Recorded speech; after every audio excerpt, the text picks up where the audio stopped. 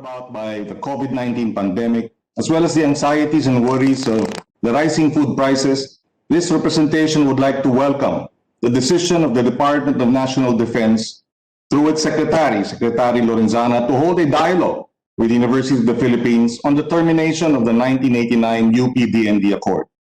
Ayaw na natin dagdagan pa ng aalahanin ang taong bayan na mabigat na ang pinapasan araw-araw.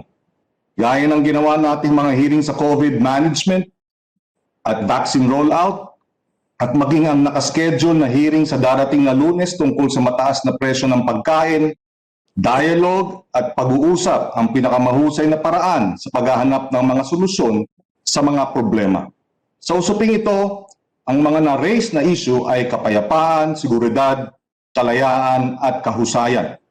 At dahil gusto nating mapalawig o ma-extend ang magagandang probisyon at bunga ng UP-DND Accord sa lahat ng mga educational institutions, we further urge the DND to hold dialogues with other educational institutions and find a common ground that promotes peace and security, protects academic freedom, the pursuit of excellence, and the rule of law. At dahil mas productive mag-dialogue kaysa mag-away, we would also like to urge both parties, UP and the DND, to reconsider the abrogation of the accord. Because after all, the accord is in essence the product of dialogue. Last week, soon after the UP-DND accord was terminated, we filed Senate Resolution 616. The resolution introduced by myself, Senate Minority Leader Frank Drilon, Senators Nancy Binay, Laila De Lima, Risa Ontiveros, Ralph Recto, and Joel Villanueva, and supported by Senator Dick Gordon. Mr. President, a number of developments have taken place since this proposed resolution was filed last week, and as such, this representation believes the resolution as is will need to be amended at the proper time to reflect these important developments. That there would be discussed among civilized and responsible leaders of these communities or these agencies.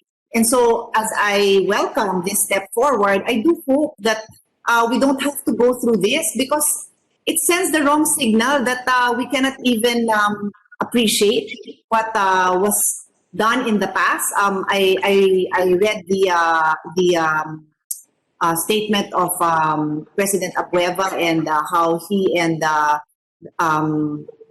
former President Ramos had a mutual respect for each other, and so it made it easy for them to come to this agreement. That is what we need at this time, Mr. President, and not unilateral actions which may be based on facts, on information that is perceived as facts by one side, but not necessarily facts on the other side. And so more and more with the kind of speed of lightning information that crosses our cell phones, our laptops, the more we should verify this information before we make this kind of decisions, Mr. President.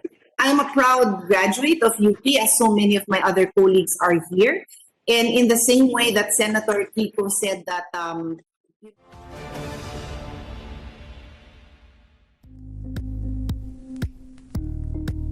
Thank you for watching Politico TV. Please like and subscribe to our channel for more videos.